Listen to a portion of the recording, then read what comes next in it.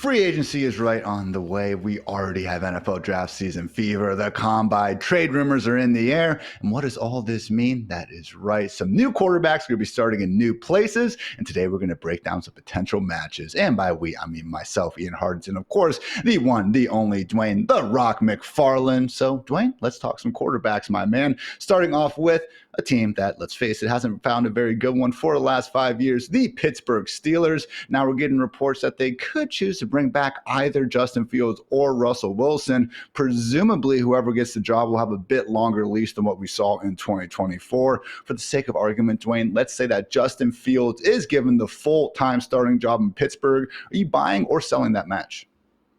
I'm selling.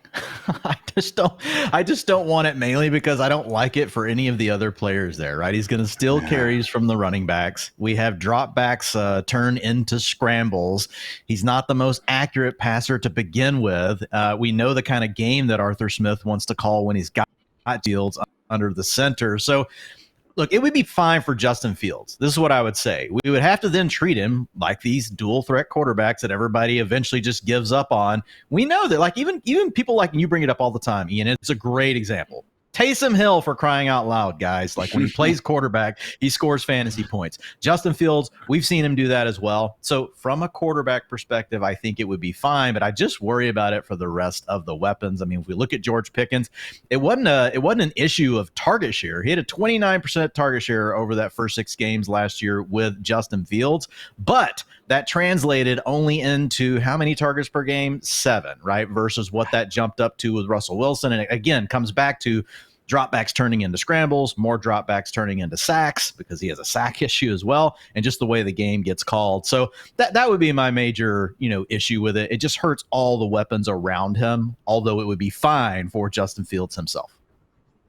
Again, verdict still very much out on how good of a real-life quarterback is. We know how Fields is. If you want to say he's bad, well, he has been bad for more, snaps than not throughout a short NFL career. But again, fantasy lens, Dwain is 100% right, because these last 3 years, guys, QB5, QB11, and then in those 6 games with Pittsburgh, QB8 finishes in terms of those fantasy points per game. So always talk about it, these dual-threat QBs being a cheat code in fantasy land, and with Fields, again, quite literally being one of the most productive rushing quarterbacks ever. We will be feeling good about that. It is interesting, though, with George Pickens, Dwain. I mean, honestly, like, when I was writing up the Pittsburgh Steelers team needs, like, I was obviously saying they needed to get a wide receiver, a pass catcher of some sort to complement the guy. But I just wondered if some of these antics, mostly on-field antics for Pickens, don't have to worry about him off the field, but who knows what he's going to do next, even between, the sidelines. But I just wonder if Pittsburgh was maybe getting a bit tired of it. However, at the NFL Combine, we did hear their GM come out and say that they do hope that he will be great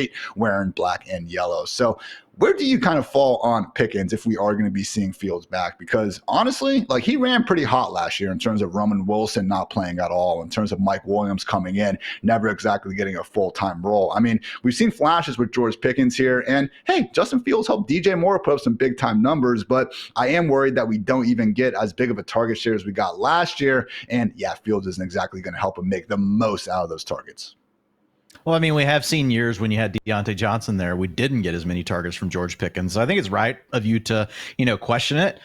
He's still a young ascending player, so there's also just a chance that he's kind of come into his own, right? And he's going to be one of these guys. Last year, he was a 26% target share player. He might be 26 to 28 the rest of the way, but he could regress. Like, we've seen that sort of thing happen with DK Metcalf, who's a similar archetype player to Mr. George Pickens. Both just absolute alpha studs you would never want to have to get into a fight with. DBs don't want to cover them.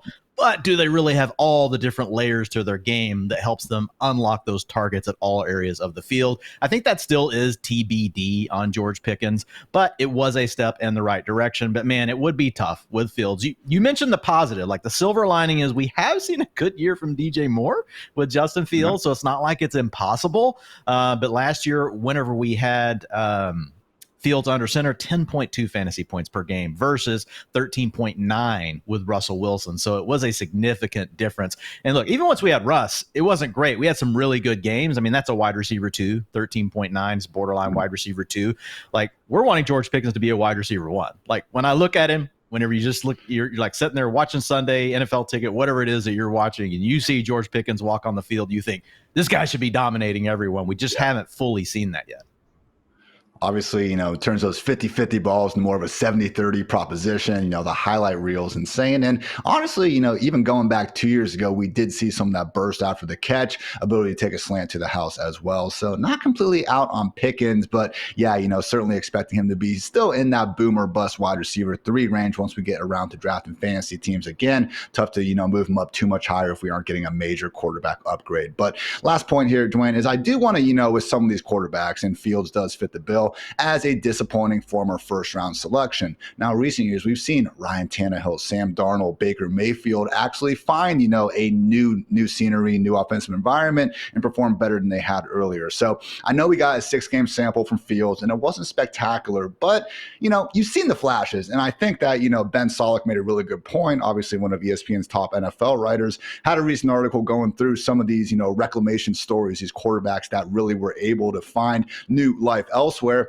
And the one point he brought up was that guys like Darnold, Baker, and even Tannehill, you could see the underlying huge arm talent and just that ability that, once they found the right scheme and the right coach, they were able to get the most out of them. So that's why, again, even putting my Ohio State bias aside, I want to go ahead and not completely rule out, Fields becoming an actual dude here in real life as a great quarterback, because, man, if this dude could just speed up that processing by 0.2, which is asking a lot, I understand it, there's nothing he can't do on the football field. Yeah, I think if we had to put odds on it, they're probably against him, but there is a chance, to your point. I mean, he is a former first-round pick. He is a guy that played at a big program, played really well. So there's always that opportunity. I do think coaching can really be huge, with a player like this. You hear defensive coordinators talk about it all the time, Ian. They don't want to play dual-threat quarterbacks like Justin Fields. Like, they don't like it. They don't like the fact that they've got to keep an extra man in the spy. There's just different things that you've got to do. You've got to think about how you're going to manage the pocket around them. There's certain things they like to do that allows them to step up and escape and now get 12 yards on a 3rd down and 10, and now you're facing a new set of downs as the defense. Like, those things are all very problematic. So if you get him in the right scheme, get him really working to where he's comfortable doing the things that he likes the most, and you build that scheme around that, which honestly, it feels like there should be a better match between him and Arthur Smith, given how much Arthur Smith likes to run the ball and some of the different things that he does with these personnel packages. I could see it eventually working out for Justin Fields. Again, I would say we more have to bet on the side of it not happening. But to your point, like, we've definitely been proven wrong with some of these other first-round quarterbacks that have previously been busts here in recent seasons. Speaking of quarterbacks, perhaps finding a more QB-friendly scheme to get the best out of them, there's mutual interest right now between a reunion between current Browns head coach Kevin Stefanski and current Falcons quarterback Kirk Cousins. So still got to figure out what exactly is going on in Atlanta, because we did have Falcons brass actually come out today on Tuesday as we record this, saying that their plan is for Cousins to still be the backup for Michael Penix Jr., but, don't usually see quarterbacks making 9 figures being a backup for very long. That said, Dwain, obviously the 2024 version of Kirk Cousins looked like a shell of his former self. On the one hand, I don't want to just curse the Browns, because I don't think Kirk Cousins goes there and all of a sudden, rises them up to be this contender in the AFC North or anything like that. But when you do consider the possibility for this to be a la, Russell Wilson going to the Steelers and just still being paid by the Broncos, this is probably the best, sort of affordable quarterback that the Browns are going to have a chance to get over the course of this next season or two. So also had Andrew Berry saying that they're likely to be using that number 2 overall pick on a quarterback. So, Dwain, are you buying or selling Kirk Cousins going to the Browns and, maybe being decent at quarterback, at least better than that, very low Deshaun Watson bar? I can buy that it's better than the Deshaun Watson bar, just because it's so low. I mean, So relative to Deshaun Watson, like, everything looks good at this point. I'm kind of selling the overall idea, though. I mean, it would be interesting to see, if it's a path they want to pursue. But if they really are thinking about spending the 2nd pick on a quarterback, like, why would they also do this? Like, I don't know. Like, I think it still remains to be seen whether or not Cleveland's really going to use that pick on a quarterback at 2. We'll see how that all shakes out. The problem with Kirk Cousins really, comes down to health. And like, was last year more of an aberration? Like, he's going to be 30 years old this next year. So is it progression of age for him, or is it really just the injury lingered? And that is what held him back. And has he gotten further along better from where he was with the injury? Because I'll be honest, like, last year he started off rough, started to look good there for a little patch, mainly when he played Tampa Bay, when he played their defense. Like, that's when he would look good. But he faded again. down the stretch, so like, did he ever really get to a point where he was feeling better last year? And is there a chance for that to improve this offseason? We know that these guys take better care of their bodies than ever, like they're working on it all year round. So I wouldn't want to completely rule out that it was an aberration and he does bounce back this year. But it's kind of tricky because with him already being 37 years old, that's an age where we've seen other guys decline anyway. I worry, man. I get Phillip Rivers vibes, right? Because he's such an anticipation thrower. He's so dependent, right? He's never really had great arm strength, so you can't afford to lose a lot of that. And if you do, it can be real problematic, especially when you're trying to keep a defense honest because you want them to think you could attack any area of the field. Can he really do that anymore? I think that's in question. And we've seen this end come really fast for some of these, formerly great quarterbacks. And I would put Cousins at the bottom of the list I'm about to talk about, just to be very clear. But 2015 Peyton and that last Super Bowl run, 2020 Drew Brees, the Rivers year in Indianapolis, like it really does come for them fast. And yeah, when you don't have any arm strength, any ability to stretch the field, that is when. And he's more similar, Ian. Those are great ones because he's similar to that archetype. Like that's the type of, he's a cerebral quarterback, not real great arm strength. Not saying Peyton Manning didn't ever have good arm strength, but it was never elite, right? So I do think that those are really good comps for Cousins. Now, it did work for him for stretches. You mentioned the Tampa Bay games. He had another 3-touchdown performance against the Cowboys. I mean, you would see flashes. I mean, Darnell Mooney was like the most productive receiver, just barely over Drake London when Cousins was under center because of, their timing on those out routes and things of that nature. And I will point out that, again, even though things did end badly, just complete fire, dumpster fire, whatever, it was a tough stretch. We're talking about in Denver. You had to face the Chargers. You had to face the Vikings. I mean, those are three of the better pass defenses in the NFL. I know the last one against the Raiders, pretty inexcusable. I can't exactly make excuses for that performance out there. But, there is some notion, I think Aaron Rodgers was talking about it too, where the second year back from the Achilles is typically when these guys really start to feel better. And as we talked about at length last year, Cousins recovering from the right Achilles as opposed to the left one, we were more concerned about that, with that being, your power, your push-off foot for a right-handed quarterback. So I don't want to completely he didn't change his ADOT, Ian. Like he didn't change his ADOT. Like, I mean, his average depth of target was right in line with where he's been for the last 4 years, 7.5, 7.1, 7.5. And then last year was 7.7. So, I mean, like he was still pushing the ball down the field, his typical distance. So it's not like he changed his game. Now, maybe he needs to, like that might be debatable. Drew Brees started to change his game a little bit as he got older. Matt Ryan had to kind of do a similar thing. So, I mean, to me, it's like he felt like he could still play the way that he could before, but it just wasn't quite clicking. So but the problem is, I don't know if that's a positive or a negative. Like, I don't even know what to do with that information. I'm just sharing it. Again, it ended really bad, but Dwain, maybe this is, more of a bad sign for Penix than, a good thing for Kirk Cousins, but it's not great. When you look at some of these advanced stats, like Cousins was better or pretty much the same as Penix in most of these things. I mean, if you just, again, kind of like how Cousins was talked about, how I remember watching the film at the end of the year, it seemed horrible. I would have definitely taken the under on him actually having averaged 7.7 yards per attempt. That's a really good number for someone who, again, flamed out as bad as we kind of remember.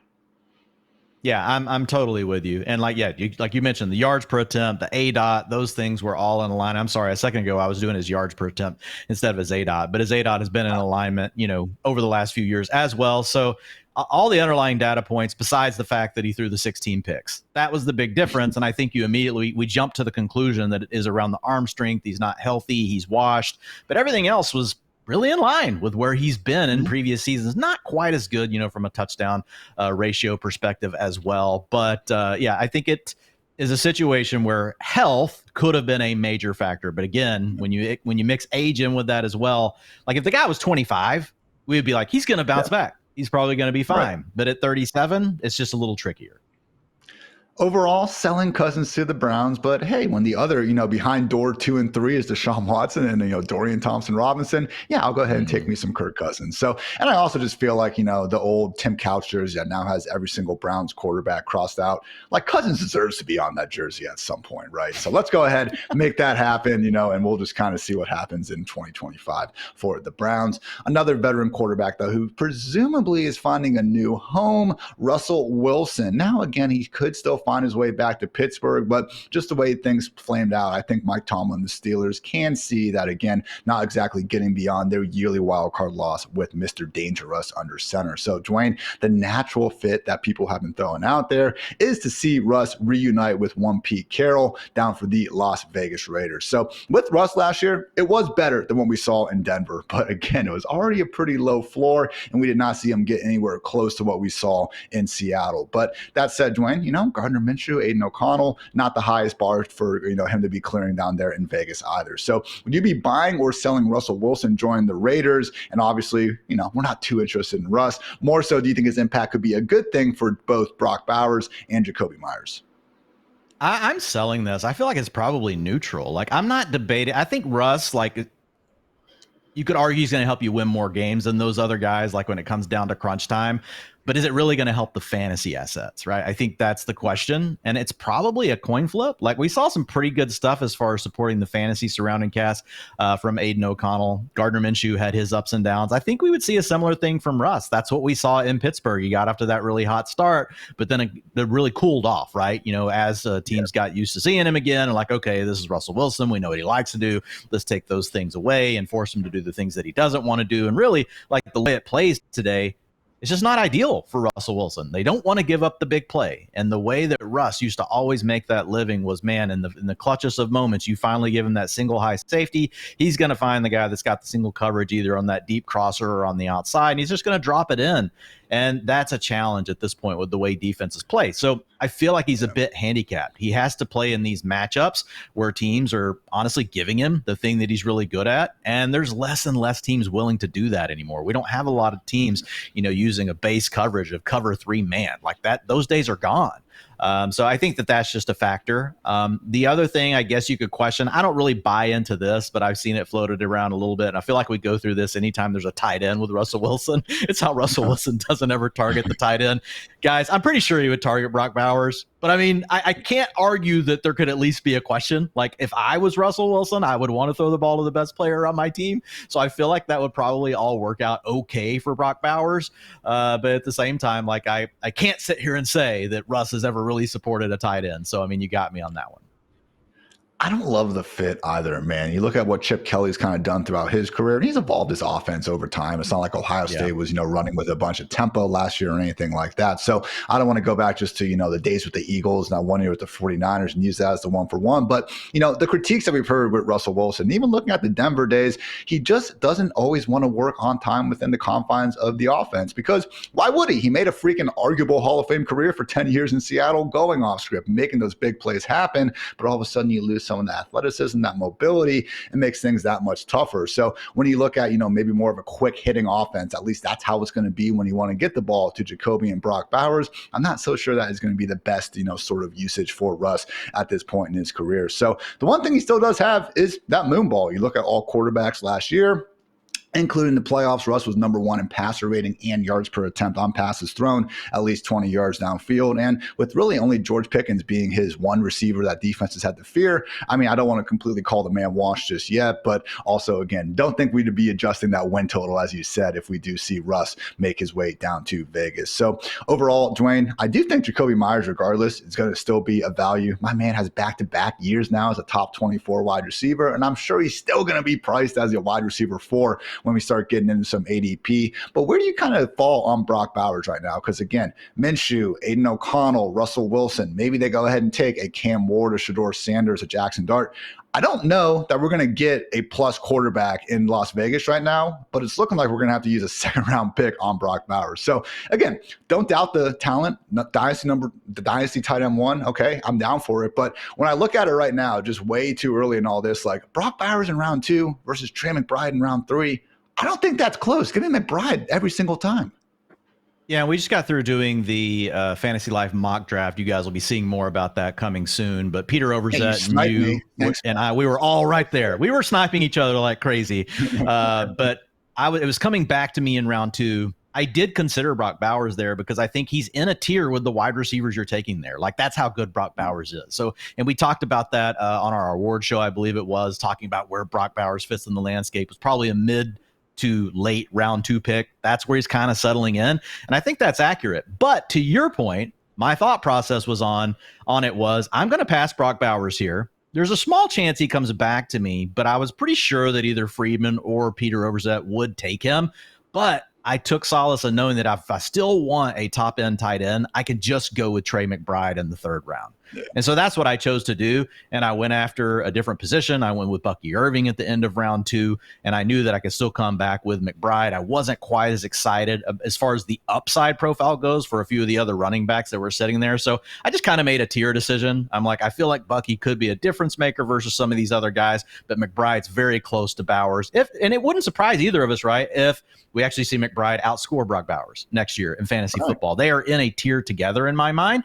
Over the long haul, might Brock Bowers eventually just kind of pull away from Trey McBride? Yeah, I mean, possible. But guys, Trey McBride was an absolute beast last year. I mean, it's really hard to do what he did, especially considering he didn't score any of the touchdowns, and he's due for positive regression in that department. So yeah, I'm with you. I like Brock Bowers. I think he's actually appropriately priced, but based on the market right now. But Trey McBride at a cheaper price, I do like that. Way more quarterback situations that we will continue to get to, guys. But first, a quick word from our friends over at Bud Light. Hey, you know you're not actually allowed to drink in a beer commercial? Since when? You gotta wait till it's done. Oh, 5, 4, 3, 2, 1. All right, Dwayne, the Colts are bringing in someone to compete with Anthony Richardson. We've already heard them confirm this, in part because, let's face it, the guy hasn't exactly proven at this point to be the guy that they can just, no doubt trust long-term. And also with injuries, I mean, look, we still need to find out if he can even hold up for a complete 17-game season. Of course, the million-dollar question is, who exactly are they going to bring in to compete? I would love to see someone like Jacoby Brissett, because I actually would have some level of confidence in Richardson holding them off. But man, we got some Matt Stafford, some Aaron Rodgers rumors, and that's where things get a little bit more dicey for me. So similar to the Giants, when we look at the Colts and like Frank Reich, sure, it seems like he is on, his last sort of stand with ownership right now. So I don't exactly expect him to just be going through these lows of Richardson week and week again. I would expect a fairly short leash. So are you buying or selling, Dwayne, the competition the Colts eventually bring in really being an issue for Richardson here? NFL perspective, I would be selling. I would go all in on Richardson one more year. Worst case, right? I mean, you're going to get another good draft pick next year. You'd have another shot at a quarterback, but I feel like you need a chance to let this play out. Now, from a fantasy perspective, it depends on which side we want to be on. Are we on the side of caring about the value for Anthony Richardson? Because we know he has the ability, even if he's a below average passer, he could still finish as a top 6 quarterback if he stayed healthy all season because of what he can do on the ground, right? That's in the range of outcomes for him. And if he suddenly surprised us as a passer, then you could have a guy that could be in the top 3 or 4. Not saying that's going to happen. We know, guys, he only completed 48% of his passes last year. That was absolutely freaking terrible. He's got a long way to go. But I would rather, if I'm the team, see Richardson back and get another shot at it. But if you're more worried about Michael Pittman Jr., if Josh Downs, let's be honest, Josh Downs first, then Michael Pittman Jr., you're hoping that they bring somebody else in.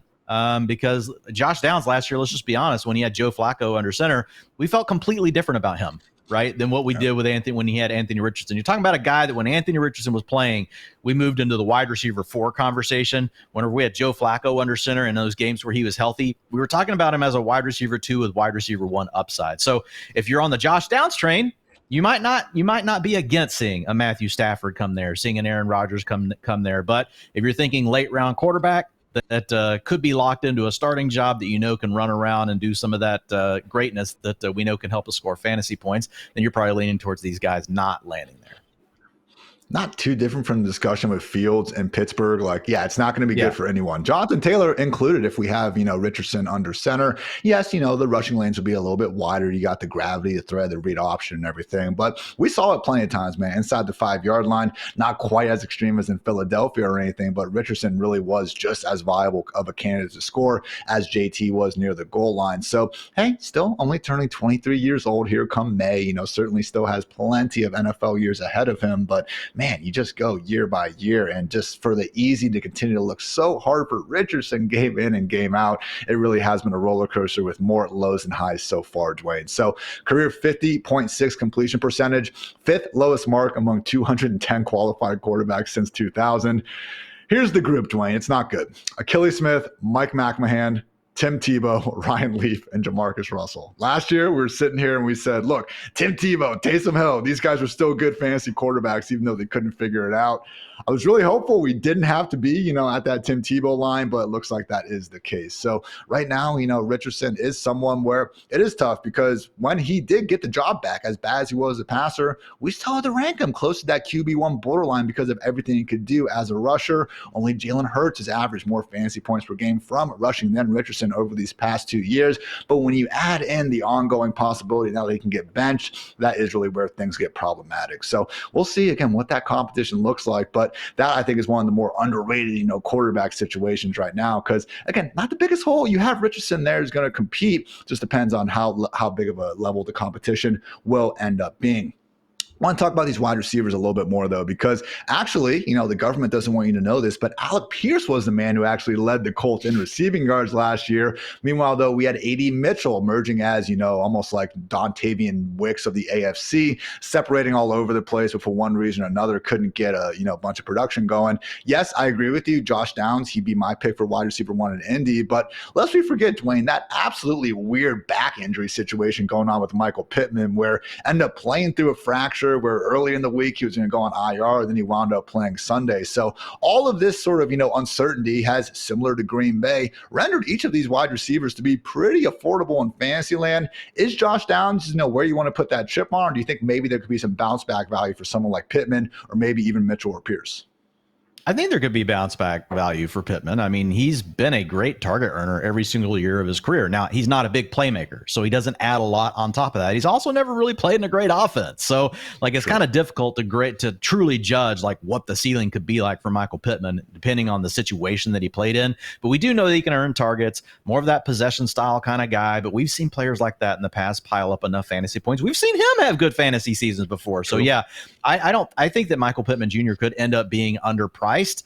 You would definitely be hoping for one of these other quarterbacks to come in and take over, though. If Stafford did come here, or if we had really Aaron Rodgers was another one I know you were talking about, either one of those, it's an upgrade for these players. But Josh Downs is the guy that took the big step forward last year. Ian, looking at him, in the utilization report, got a utilization score of 6.3 on the season. But when you had him in these games where he was healthy and he's playing with Joe Flacco, that number was closer to an 8 a lot of the time. So also was really nice to see with him. He had some of these games where they were playing him more than just in the slot, right? He was also getting outside. So that would be a great development for him. We don't want to see him be a player that can only be out there 70% of pass plays. That's also a potential knock on him. But man, Downs really looked good in those games with Joe Flacco. So he would be the guy that I think has the most upside of the group. But Michael Pittman, honestly, he might have the better floor because we know he's going to have the playing time, going to be on the field. We just need the quarterback that can get him the ball.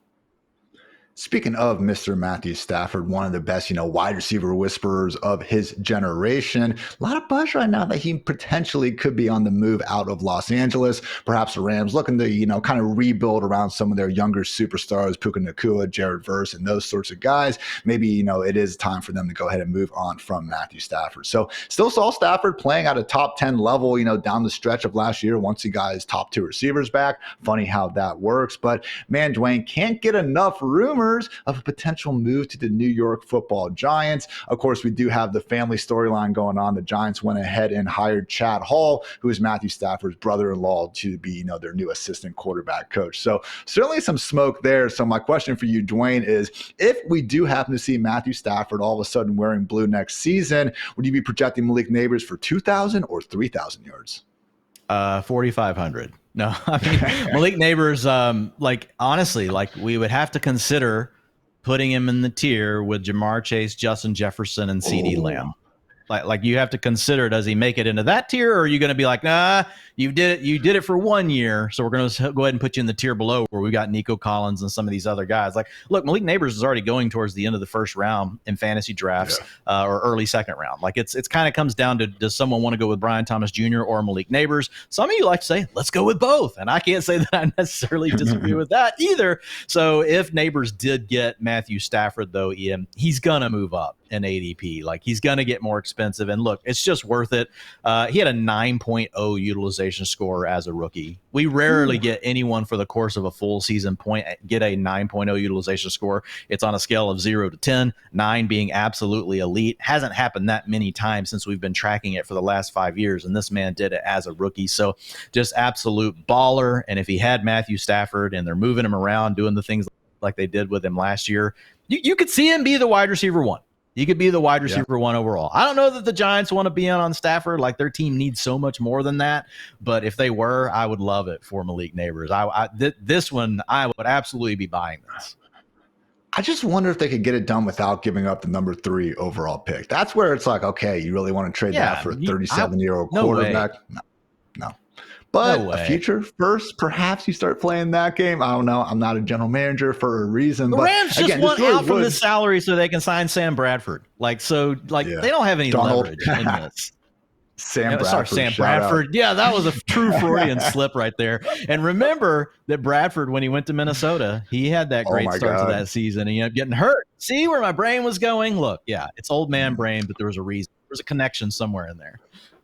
Bradford versus Saints in week 1. That's a mythical NFL quarterback right there. But again, do want to point out, as great as Neighbors is, man, look, the beginning of the season was amazing. I think he was literally like the wide receiver 1 or wide receiver 2 before he got that concussion against the Cowboys. And the last 3-4 weeks of the year, again, showed off that upside. But Dwain, it wasn't always pretty in between. I mean, we saw a bit of a floor here. When he had Tommy DeVito and Tim Boyle under center, averaged 73 yards per game. When he had Daniel Jones under center, it was 76. My guy Drew Lock, though, that's when we got up to 90 yards per game. So again, Matthew Stafford, obviously tiers above all those guys, but we'll just say that, we are dealing with a situation where, yeah, I'm with you, Dwain. If you want to rank Neighbors as the wide receiver 3 with Matthew Stafford, okay, sign me up. However, if we get Shedeur Sanders under center or someone like that, I'm not saying it's a trap. We saw Neighbors overcome some bad quarterbacks last year, but hey, we've seen guys like Garrett Wilson, like Drake London, really good wide receivers who, no, maybe not quite as good as Neighbors, but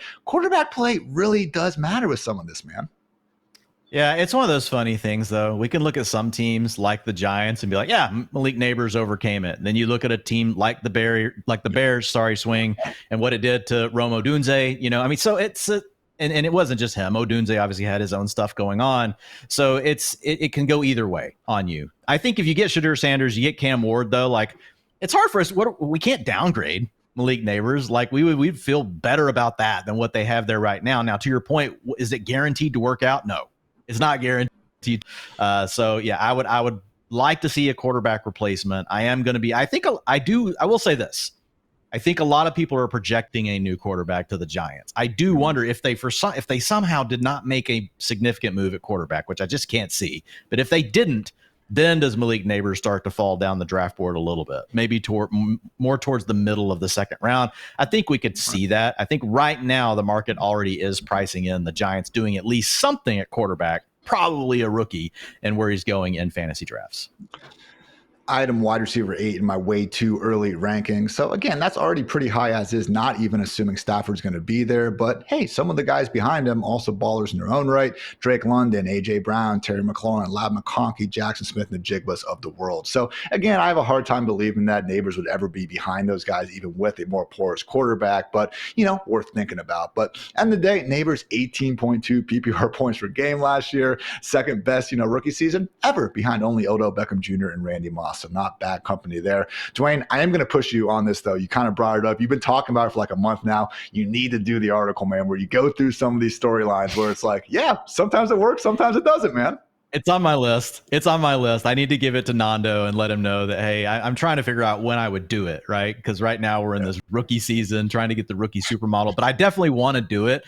And it's almost like this myth busting kind of thing. Actually, Establish the Run did a really good series on that last year, myth busting. I had a lot of different ones in mind and I had been thinking about, but yeah, it's like you said, hey, if a player is this old, just avoid them. If a player is on a bad team, just avoid them. Draft players from good teams. Like every one of the examples that you talk about, about, in a vacuum, you can look at it and there were actually players that defied the odds on both sides. Or I don't even know they're defying the odds. It's just the randomness of this thing called the NFL that we love so much that we play a game called fantasy football wrapped around it. And maybe that's part of the beauty of it, Ian, is we never can fully figure it out. And that's what keeps us coming back. It's kind of like you probably with your golf game. I'm sure sometimes you're out there, driver's working great, but then the mid-range iron not working great. That was always when I played golf, what got me was honestly the one thing not working. That's what made me want to come back the next time, even more than the thing that was working. So I'm also just a sick person. Sometimes, maybe the 6 beers have a little something to do with the drop off over the back nine as well. But why would we ever let that get in the way? Let's move on, though, Dwain. Talk about, pretty much the crown jewel of this free agent quarterback class, at least. And that is one, Sam Bradford. No, I'm kidding, Sam Darnold. But look, guys, he is not exactly clear to hit the open market yet. We'll see what happens. Again, you see him throw for 35 touchdowns, lead the Vikings to 14 regular season wins. You typically don't see quarterbacks like that hit the open market. So we'll see what happens. Very much could be returned to Minnesota. But accordingly, Dwain, I kind of wanted to go through, some of the possibilities here for Darnold and see exactly where we will be kind of valuing him. Because again, coming off a season in which he was a legit top 10 fantasy quarterback, we have, not Mike Vick or Lamar Jackson rushing upside or anything like that, but we get, a bit more than, some of the true statues of Jared Goff's and Matthew Stafford's of the world on the ground. And again, we just saw that in the right system with some baller wide receivers, we can have 4,000 plus 30, plus touchdown passing upside as well. So if I had to say, Dwain, the top 2 teams for Sam Bradford, Vikings, Sam Darnold, you got this stuck in my head now. If I said the top 2 teams, I'm so screwed you up now. You're done. I know, it's okay. Top 2 teams, Vikings and Rams for Darnold's 2025 fantasy value. Do you agree? Yep, those are the 2 that I had as well. I think you want to stay in a scheme similar to what you have with Kevin O'Connell. We saw him really shine. We also saw him shine getting playmakers around him. Obviously, that leans more to the Vikings. We love Puka Nacua, but Justin Jefferson's still on a different level, and Jordan Addison is better than the wide receiver 2 that they have right now. We don't know who the wide receiver 2 is going to be for sure. Right now, it looks like it could be Jordan Whittington for the Rams. And then you got TJ Hawkinson, Ian, being back.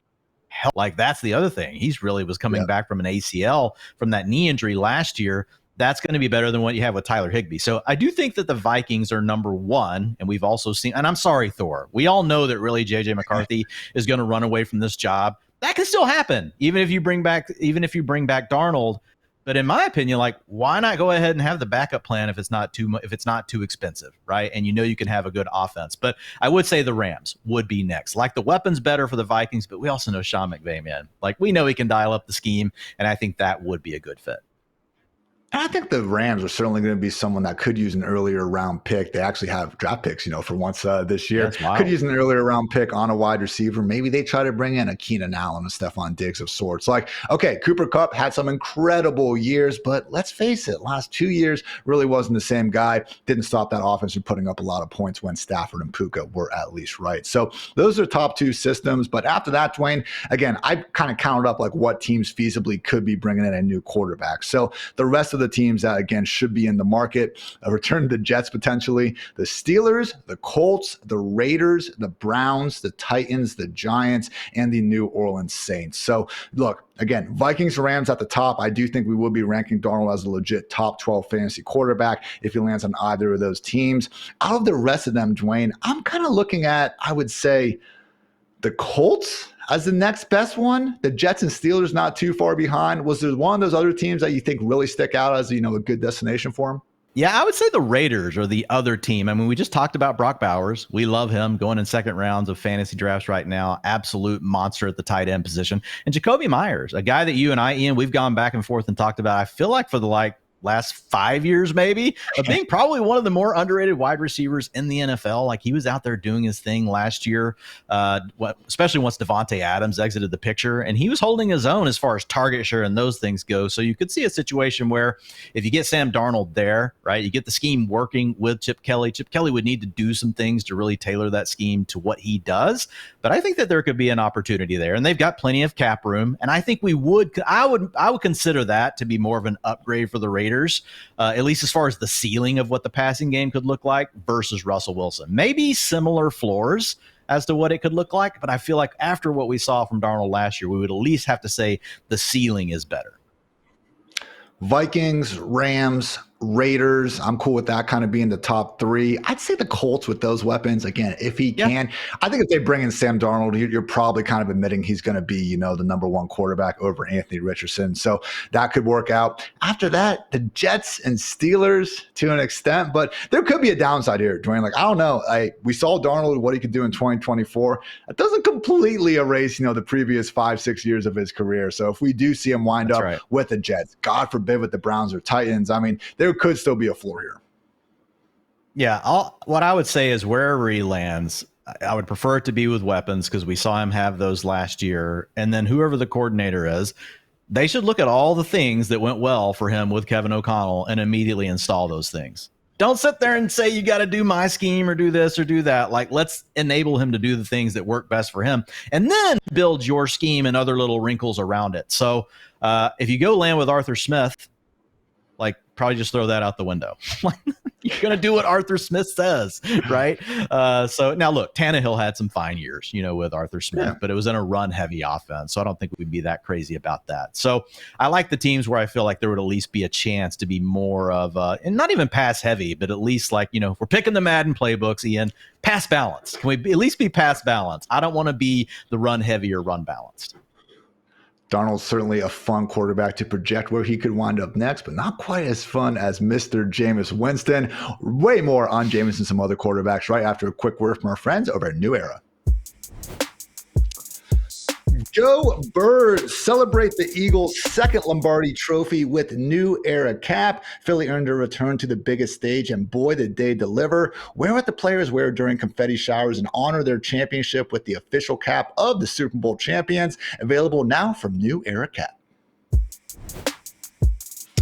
We mentioned it, Dwain, but famous Jameis is a free agent, and it has been 5 long, cold years since we have seen the man get a true full-time job. So we've had spurts, a couple years with 7 starts thrown in there, had some injuries, unfortunately limit his chances with the Saints, and then the Browns just seemingly weren't really interested in trying to compete or at least have fun down the stretch of the 2024 season. But man, we know with a long leash, Jameis can be pretty fun to watch as long as, he's not your actual team's quarterback. So what would be, Dwain, in your opinion, the most fun Jameis Winston landing spot? And why is it maybe a team from New York? Yeah, I think with Jameis, it's similar to a lot of the other names we've talked about. We want him to land somewhere that has weapons. And with Jameis, we know that he's going to unlock them. I think you hit the key point, Ian. Can he come in anywhere and actually hold on to a job for the entire year? Because we know that he is praying for the Lord to deliver him from these interceptions because that's what gets him taken off the field.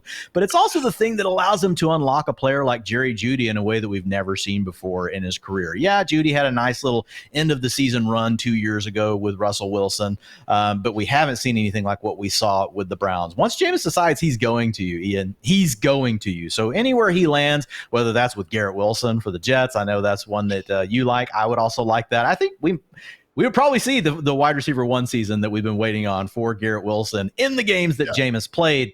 I think the big question is, do you think that Jameis Winston can land with any of these teams and rein it in enough that he can still give us the fantasy goodness with the people around him, but at the same time avoid losing his job due to the picks, especially the pick sixes, as he says?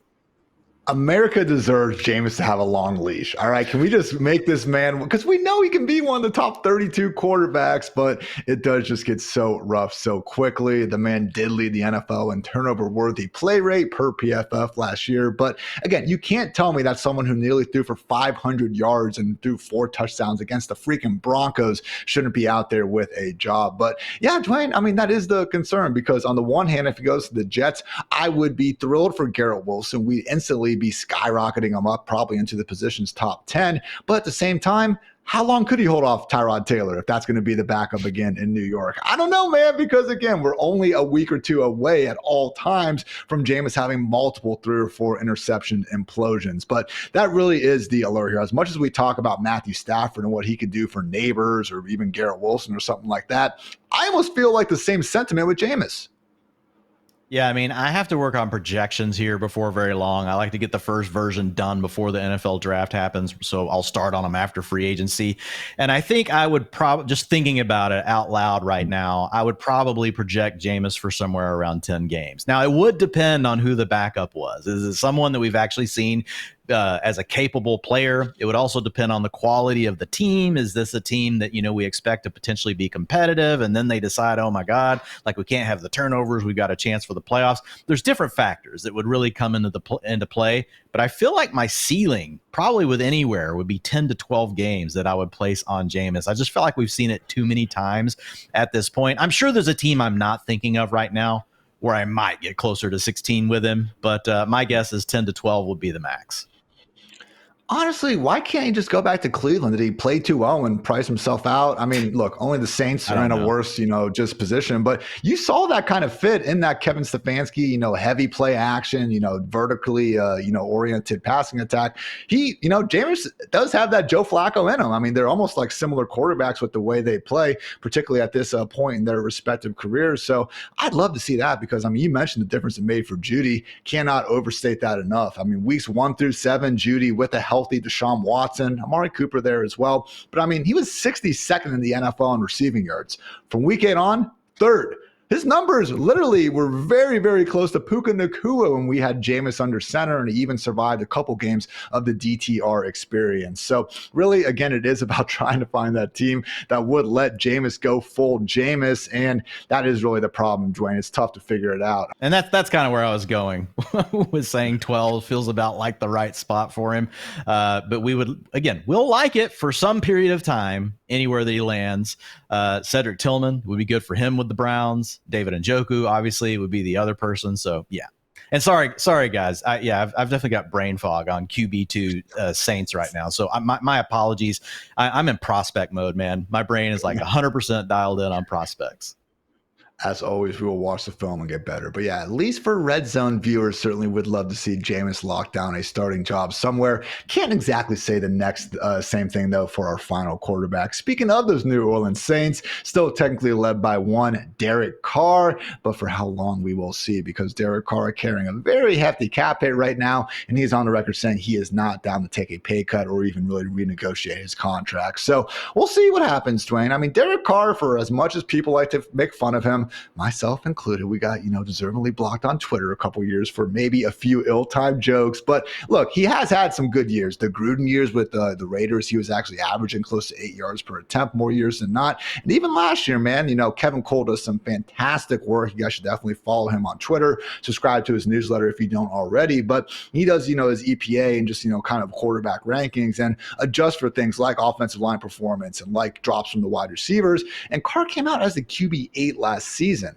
He was lights out those first 2 weeks, and yeah, things fell off. But when you're losing, you're starting 2 wide receivers and half of the offensive line. What quarterback is going to, survive and put up big time numbers under that? So I'm not saying Carr is completely washed. That said, I don't think he's exactly going to another team and bringing out this newfound contention ceiling. So with all that said, Dwain, what would you think about Carr potentially being the sort of quarterback where the Saints are able to trade him to, say, the Titans, where no, he's not saving the Titans, but the Saints are so badly in cap hell right now. They need to get rid of some of these contracts. Maybe it's almost like that Jared Goff trade from a few years ago where they send the Titans with a couple, early round picks, allow the Titans to start to rebuild with, relative to Will Levis, a better quarterback under center. Buying or selling Derek Carr to the Titans?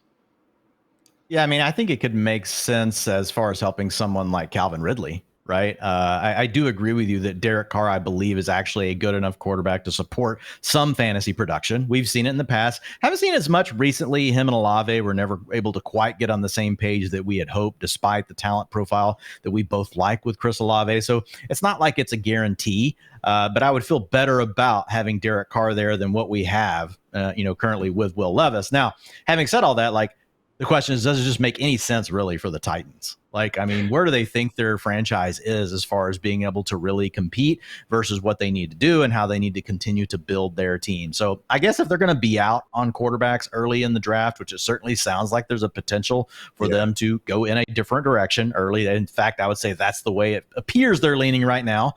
Don't know if it's a smokescreen or if that's an actual thing, or maybe they're just wanting to trade down because they want someone to think they're going to take Abdul Carter. I don't know the exact reasoning, but I would say right now it doesn't feel like they're taking a quarterback. So if that's the path they're going to go down and they really want to be competitive this year, yeah, they do have to upgrade. Because as much as we like to talk about it, and I can sit here and say you need to think about your long term, you have a fan base, right? And you got to answer to them. And nobody likes to sit there and be a team that could go, with 3 wins on the season. Like, nobody likes that. The teammates don't like that. It's not necessarily easy on the culture for the coach, all those sort of things we talk about. So easy for me sitting here in my chair on an afternoon in late February and talk about just, mailing it in and going with Will Levis again. But yes, I do think Derek Carr could make sense. And it would be an upgrade, for Calvin Ridley if that happened.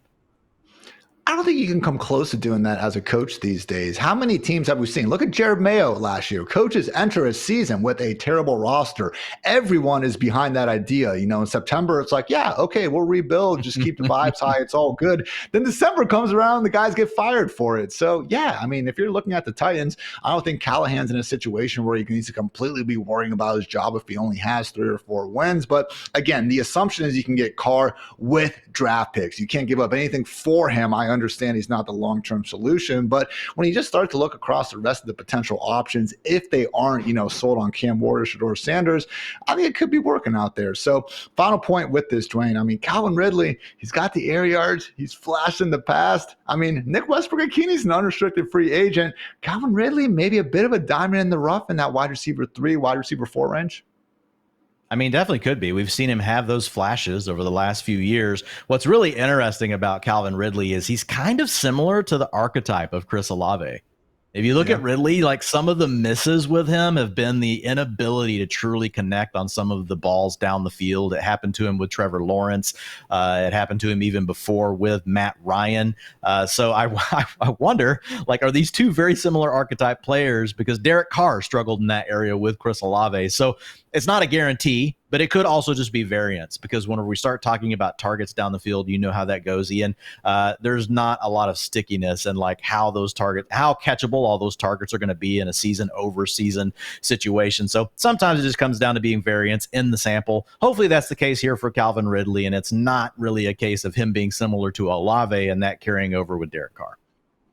Fun time talking ball with you always, my friend. Make sure you guys tune into the rest of the Fantasy Life shows this week, where you guesses can call it talking ball. It's the NFL Combine. Thor and Kendall are going to be way more excited about it than I am, and that's why they are doing those shows. But in all seriousness, very important week for a lot of these prospects. And again, tune into our future editions of the Fantasy Life show for all the fantasy relevant information you need on that. So in the meantime, appreciate you guys tuning in. For Dwain, for producer Matt, for producer Kelsey, I'm Ian. Thanks again for checking out the Fantasy Life show. And until next time, take care, everybody.